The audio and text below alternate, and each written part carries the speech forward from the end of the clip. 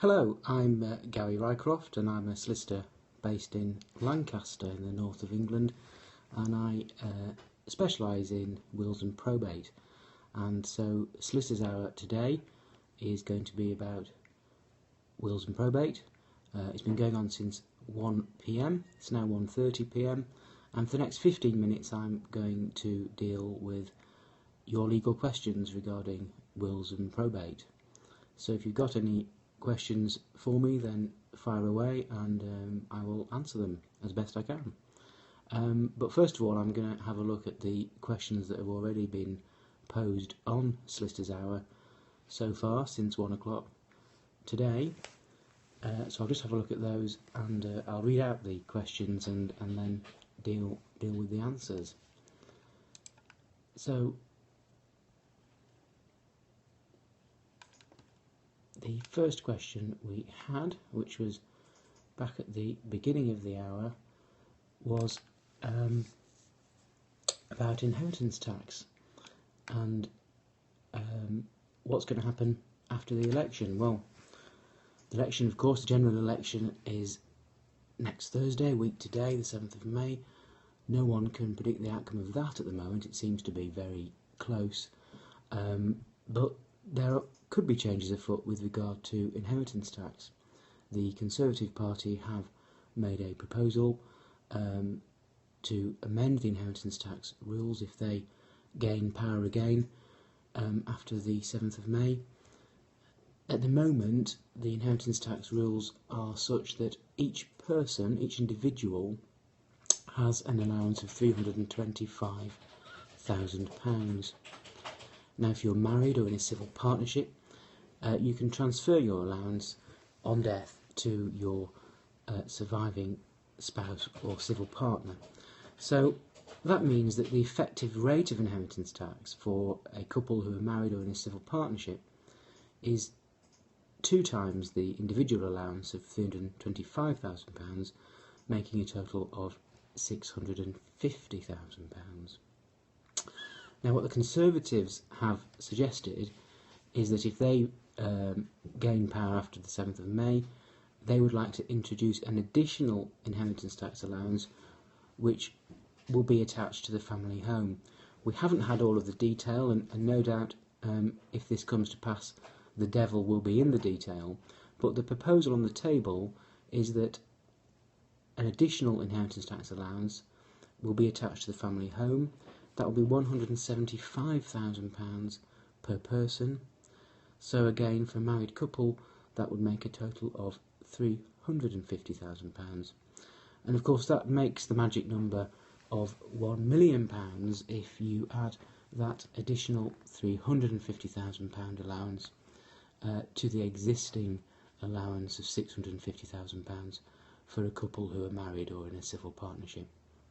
So the proposal on the table from the Conservatives is that if they gain power after the 7th of May, then the effective rate of inheritance tax for a married couple or a couple in a civil partnership will increase to £1 million if there is a house, a family house, in the estate which is going to be worth more than £350,000, because obviously to claim that full extra allowance for £350,000 you need to have an asset that's worth that amount.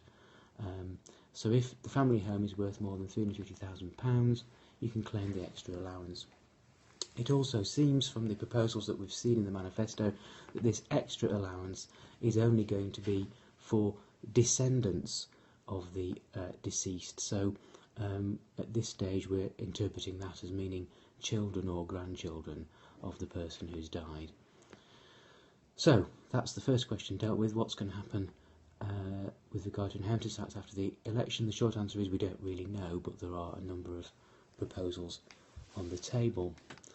So let's have a look on the Solicitor Hour Twitter feed and find the next question. Question 2. And by the way, if anyone listening or watching this has got any questions for me, then please send them to me. And the point of this is that I'm here to answer them.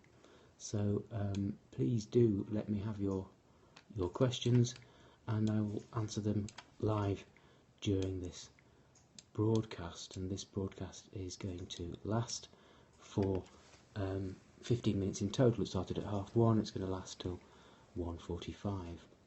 So the next question that we had posed on Solicitor Hour is this: I have a collection of horse statues that I love. Can I have a clause in my will to ensure they are all kept together? And the answer to that is straightforward: yes, of course you can. You can leave a gift of the horse statues in your will. You can write in a specific clause into your will, leaving the items to a particular named beneficiary, with the request that that the beneficiary of the gift holds them together as a collection. You can make that as a non-binding request, or you could make it as a legally binding bequest. Slightly more complicated to make it legally binding, and you may wish to rely on the trust of your beneficiaries. The other option is that you could create a trust. So you could leave your collection of horse statues into a trust, the purpose of which is to keep them together, and you could name a number of different potential beneficiaries of that trust. You could use a discretionary trust vehicle. So perhaps some specialist legal advice is required. Obviously, when you're creating a trust, consideration does need to be given to the ongoing potential costs of administration, but there's certainly options there for the person who has a collection of horse statues that they wish to keep together. So let's have a look now at the next question. And the next question is one that we often get here in my office in Lancaster. It's a fairly common concern, trying to mitigate inheritance tax. So the question is, should I put my house into a family trust to avoid inheritance tax, or does it have to be left in my estate? Well, there's two issues here, I suppose. One is the issue of gifting and what that actually means, and what you should think about before making a gift. And then the second aspect of it is, will that gift actually achieve what you want to do, which is to mitigate your inheritance tax position. Now, whenever anyone comes into the office to talk about gifting assets, I always sit them down and tell them to think very, very carefully about that. Gifting an asset is a very serious step to take. You are removing that asset from your estate, which means you'll have no control over it again in the future, and you won't have the benefit of it in the future. So it's a very drastic step to take and shouldn't be taken lightly, and there are a lot of considerations to think about before you gift your property, particularly the property that you're living in as your home. And I really do urge people to take specialist legal advice, use a solicitor, find an expert solicitor who can sit you down and talk you through the pros and cons. If you don't have a solicitor, then use the Find a Solicitor tool. Put Find a Solicitor into your search browser, and that will take you to the Find a Solicitor page on the Law Society website, and that will give you a database of 140,000 solicitors in England and Wales. And you can then search by speciality. So if you're looking for an expert in wills and probate, the Find a Solicitor tool will enable you to do that. So find an expert solicitor who can meet with you and sit down and talk through the pros and cons of gifting the family home, because it's not at all a straightforward matter. Now, in terms of the wish in this case to mitigate inheritance tax, well, it may not work, is the answer, and you have to tread very carefully if you are making a gift in order to mitigate your inheritance tax position. For instance, if you make a gift of the family home and you continue living in the family home, then that is known as a gift with a reservation of benefit. You've made the gift, but you're still benefiting from the asset that's been gifted. And in that case, there's a specific part of the legislation relating to inheritance tax that makes very clear that any asset that is a gift with a reservation of benefit will still be included in the estate of the person who made the gift as far as inheritance tax is concerned. So transferring the family house into a trust will not avoid inheritance tax if you continue to live in the house and continue to benefit from the item that you've gifted. A possible way around that is for you to pay a full market rent for living in the property. So if you decide that, having taken all things into consideration, having decided that that you do want to make a gift, you've looked at the pros and cons, then if you do want to make a gift of the house into a family trust and go ahead, the only way that's going to work for inheritance tax planning purposes is if you, living in the property, pay a full market rent. So you need to firstly consider whether you can afford to pay a full market rent, and secondly, you need to decide whether that's going to be something that's acceptable in terms of another tax, which is income tax. Because if the house has been transferred into a trust and you're paying a full market rent, that rent is payable to the trustees, and the trustees will need to complete a tax return, and they will have to pay income tax on the rent arising. And guess what, folks? The rate of income tax payable by trustees is a punitive rate. It's the higher rate of income tax. So you may be mitigating the inheritance tax position, but you may be creating a whole raft of other complications in terms of income tax and related matters. So again, specialist advice is required. I emphasise again, use the Find a Solicitor tool, go to the Find a Solicitor page on the Law Society website, put Find a Solicitor in your search browser, and it will take you there and take you to the database of 140,000 solicitors in England and Wales, and you'll then be able to find a specialist solicitor in your area. So, if I remember rightly, there was another question that had been posed on Solicitor Hour. In fact, I think there's more than one more. We've probably only got time for one more in the 15-minute slot that I'm doing now.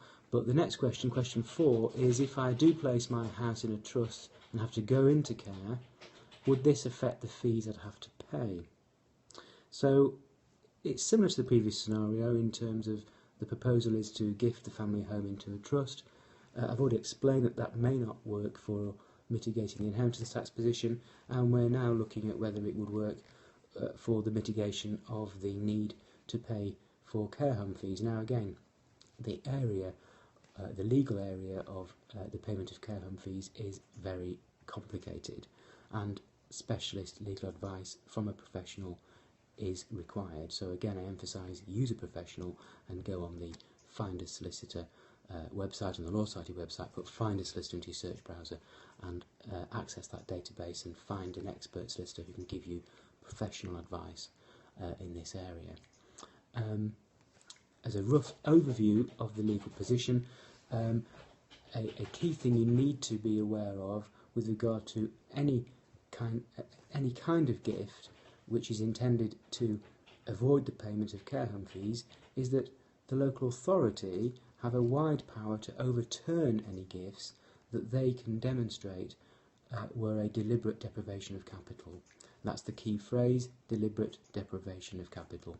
So if the local authority can argue that you have disposed of the family house into a trust as a deliberate deprivation of capital, then the whole thing will be a complete waste of time, because the local authority will sweep away the gift of the house into trust and you'll still be liable for the full cost of adult social care at the full rate. There are other less risky scenarios which you could go down. There is a way that you can protect at least half the family home by a married couple or a couple in a civil partnership making wills which protect half the house after the first death, and my own thoughts on that is that that is a much more sensible route to go down. It's much safer, and it will not be classed as a deliberate deprivation of capital. Now, looking at the clock on my computer. I see we've had our 15 minutes, so I hope those of you watching this have found it useful. We'll maybe do this again. In the meantime, if you require expert legal advice from a professional, then, as I say, put Find a Solicitor into your search browser and you'll be taken to the database of 140,000 qualified, insured and regulated solicitors in England and Wales. Thanks for watching.